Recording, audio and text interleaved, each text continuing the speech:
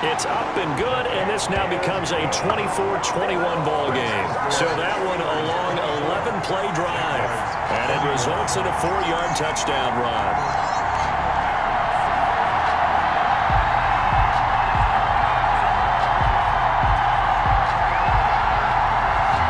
Josh Lambo to kick. And Lambo now, after the touchdown, he'll kick this one away. Here comes Johnson on the return. And up to about the 26-yard line, just across the 25. The Steelers take over 1st and 10 at their own. And Pittsburgh getting set to take the field. They've been asleep for a little while on this side of the football, Charles, and the score is just a one-score game now. Haven't had any points this half. What gives? Let's go old school here. All right, let's get back to the basics. Get back to running the football, high-percentage throws. Find the guys that eat pressure and make plays for you and make sure they touch it. And incomplete, a drop there in the middle third of the field. That'll bring up 2nd down. Rolling, and he's going to have to eat this one as down he goes. Josh Allen in there to get him yet again. That is his 3rd sack tonight. They can't figure him out. Now Charles dealing with a 3rd and long. They'll have to try to go back to the air again, and this time avoid the sack. Certainly hard to try to establish momentum when all you're doing is going backwards, not protecting the passer, and he gets dumped on his backside.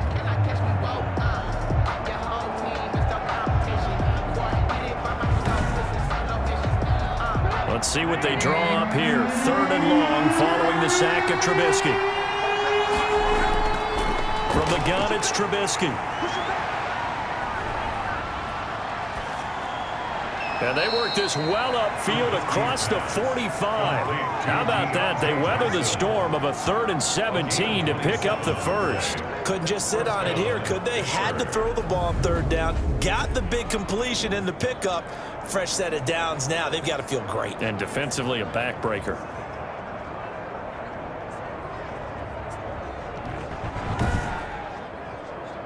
So signs of life in what's been a dormant offense in this 2nd half. Here's 1st and 10. From the shotgun is Trubisky. Toward the right sideline, but it's incomplete. An incomplete pass on 1st down. That leads to a 2nd and 10. It's 2nd down and 10. Now it's Trubisky. To the right side to Eric Ebron. And a gain of 4 gets him right to the midfield stripe. 4 yards the gain, and it'll bring up a 3rd down. 3rd down. From midfield now, here's Trubisky. And he hits his tight end, Ebron. And he'll be brought down at the 48-yard line. Well, the coverage was tight that time. They allowed the pass underneath to him, but they rallied to him pretty fast, too. Converged on him and got him down. That'll bring up 4th down.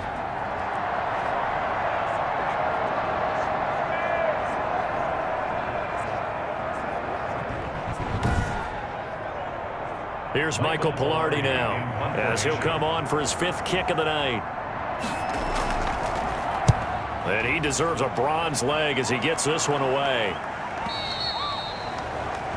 The Jaguars take over 1st and 10 at their own 20-yard line. And out now comes Jacksonville as they get ready to go. Their defense accomplished step 1 of the mission. They forced the punt. Now they'll look to erase that deficit and take a 4th quarter lead. Well, we had a number of good games in the afternoon sessions, but this Sunday nighter might top them all. So we come up here on 1st and 10. Now the pressure comes and he goes down. Just inside the 10, back at the 9. Bud Dupree charging hard from that linebacker spot, and he drops him for a loss of 11. Well, so much for setting the tone of the drive offensively. Giving up a big sack that loses that kind of yardage, not a great start.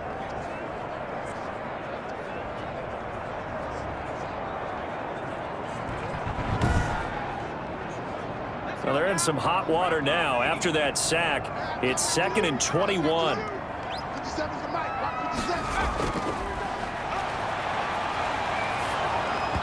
And he'll be hit as he releases it, and that'll fall incomplete. He was looking for James Robinson out of the backfield, and that takes us from 2nd to 3rd down.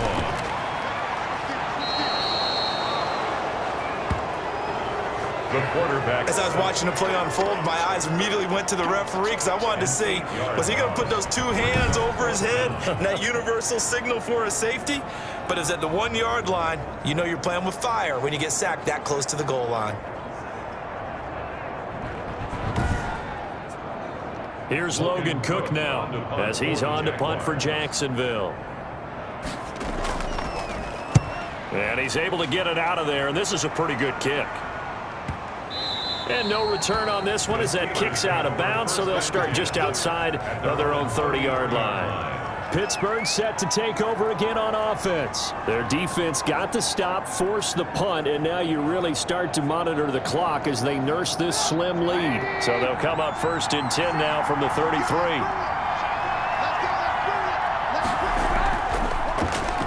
Stepping up, he'll try and run. Found a little room there as he's up to about the 37. Give him 4 yards there on the first down keeper. Well, they certainly got dented with that first down run. So now they've got to be back on their heels a little bit as a defense. From the 37, they work on 2nd and 6. Trubisky will throw. And that is incomplete. A lot of force bearing down on him there. He could not hang on. It's 3rd down. It's 3rd down. And 6 yards to go. On 3rd down, Trubisky. And that is incomplete. Trubisky's Critical play in this football game because if they pick up the first there, that clock keeps rolling. Has to be a little frustrating for them because they know that if they pick up a first down there and continue to eat away at the clock, really increases their chances of closing this one out. Now they're likely going to have to give the football up and sweat it out on the sideline. 20-yard line. Out comes the Jacksonville offense as they get set to take over here. And a tight game after punting last time. See if they can get something going on this drive. As they head to the field now, with the game this close, you've got to feel there's a sense of urgency for them going on offense right now. But they have to do it without letting panic creep in and affect their play. Give him 10 yards on the pickup, and that'll make it 2nd and a foot or so. It's 2nd and inches at the 30-yard line. Now a quick slant as the throw's complete. And he'll get it out near the 40 to the 39. 9 yards to pick up there, and it's a first down. Out of the gun, they'll look to throw. Over the middle, hauled in by Shark. And taking it across midfield and inside the 45. Another first down as he went right back to the same well, this time for 17 yards. And with that last play, he's now up over that 300-yard mark. And in today's NFL, it almost feels routine. And I hate that when you talk about a 300-yard passing game. To me, 300 yards still signifies excellence, and he's achieved that in this performance. Operating out of Steeler territory now. Here's 1st and 10 at the 44-yard line. Again, he'll drop to throw. To the left side here for Eifert. Flashed the stick skills, but didn't get a ton from it. Stopped short of the 35. Well, that's always a good place to throw it just because he's one of the biggest targets not only on this team but in the National Football League. And you and I both know the quarterbacks love these large-body tight ends, and why not? Nowadays, they're really wide receivers who are just taller and have a little bit more weight. These guys catch the football, make big plays downfield. In the old days, we wanted them to block. Now coaches want them to catch the football first. Now this one to his tight end out on the right side. And they're going to have themselves another first down as the tackle's made at the Steelers' 14. A good pickup there at 22. So 5 plays on this drive, Charles. All passes, all completions. And just like that, they're in the red zone. And don't you think the playbook opens up a little bit more now? Because all they've done is throw the football. If you want to run it now, you may very well have them fooled. Here's a 1st and 10 at the 14-yard line. From the red zone now, they'll look to throw. This will be caught just inside the 10. And he'll get it here to the 10-yard line. Now after the completion, we're going to get a timeout, an injured player. Well, he gets attended to. We'll step aside.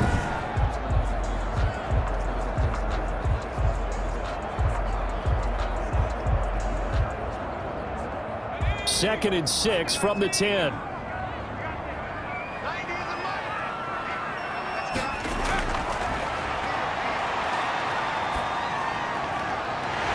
is caught. Touchdown, Jacksonville. Tyler Eifert, his second touchdown on the season. And once again, the Jaguars are back out in front. And that will make this a 4-point game. So that winds up a 7-play drive all told. And it results in a touchdown for Jacksonville.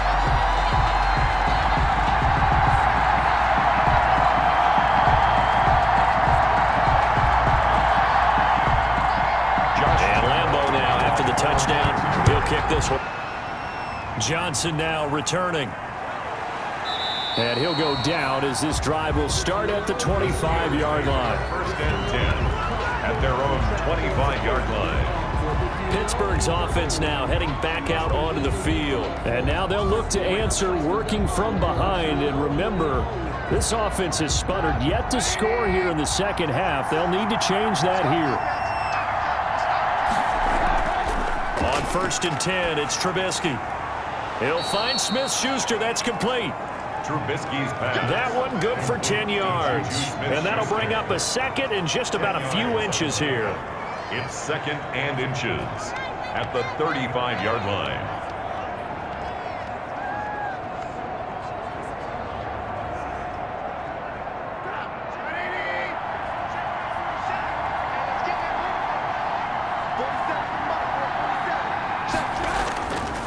Throwing here, Trubisky. And he can't get rid of it. He's taken down. Mitchell Trubisky sacked. A loss of 3 yards. And it's third down. Third and less than a yard.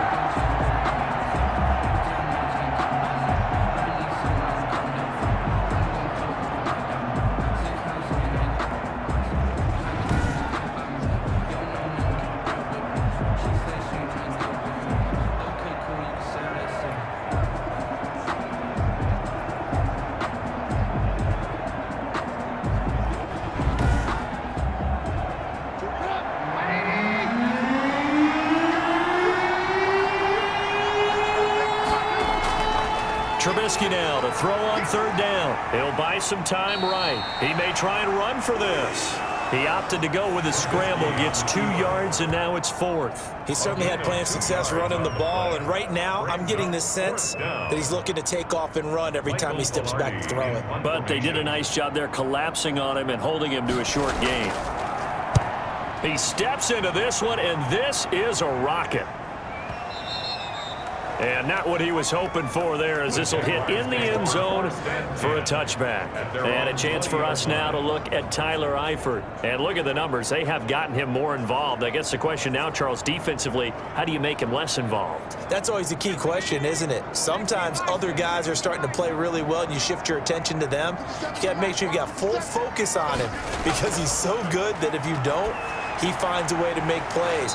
Always have 2 guys in his vicinity, usually trying to bump him off the line of scrimmage and get him out of his route. 3 yards the gain there, second down. Brings up second and 7 at the 23-yard line. And this one into the hands of DJ Shark. And he's taken down, but able to slip across the 35. Give him 14 on that one and a first down. First and 10 at the 38-yard line. And he'll give it here to his running back. And a good swarm to the football defensively as they get him down at about the 40. Give him a couple on the carry there, second and 8. It's second and 8 at the 40-yard line. Well, a throw on the quick slant going to be complete. They'll give him 8 on the play, and that's going to make it third down and less than a yard. Brings up third down. They'll try and run some clock here as they keep it on the ground. And able to pick up the first across midfield to the 47. Give them the third down conversion, 5 yards on the play. No doubt those are the types of carries they're looking for here, Charles. The lead in the fourth quarter. This is when coaches that have a reliable running game, they breathe a little easier on the sideline. Yeah, they love the idea that they can take the air out of the football at this point of the game. That means they're really counting on that offensive line, counting on the runners, taking care of the football. Because you're going to tell your quarterback, hey, no time to be a hero. We're not going to throw it here. Just eat up that clock. And if you have the ball, they can't score. He takes it down to the 42, a 5-yard run. If nothing else, they've already taken a couple minutes off the clock here already as they come up second down. Brings up 2nd and 5. From the shotgun now, here's an inside give. And he'll get this pretty close to a first down as he's tackled at the Steelers' 37. I have to chuckle to myself a little bit, Brandon, because right now I could be in that huddle with that offensive line, and I know exactly what they're saying. If you call a pass play here, we're going to call timeout. Run the football. We've got control of this thing. Get him behind us and let's go. Their time to shine. So it's Jaguar football here as we welcome you back. They've got a 1st and 10 as they look to try and finish this one off. They'll run on first down. It's Robinson. And now right out of the 2-minute break, we'll get a timeout used defensively with 1:56 to go. So they come up on second down, and they can get another run like we just saw. Would likely put an end to this thing. From the shotgun now, here's an inside give. And for one of the first times tonight, he's going to be held up at the line of scrimmage. Whistles now and a timeout. So defensively, they burn it here with 1:51 left. This will be play number 9 of the drive here as they need 4 yards on 3rd down. Now a handoff here to his running back. And he's able to get the first here as he's taken down at the 25.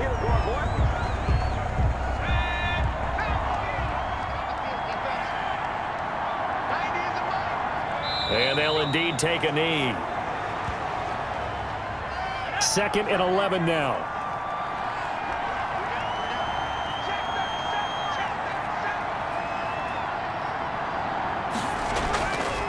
And a give this time to the tailback. 5 yards on the carry there, and it leaves him with 3rd and about 6 yards to go. Tackle made at the 21-yard line. A gain of 5 brings up 3rd and 6. Down to a knee for the Jags. Victory seemingly in hand. So on 4th down, out trots the kicker in a big spot here. They'll spot it at the 30, so this is a 40-yard attempt.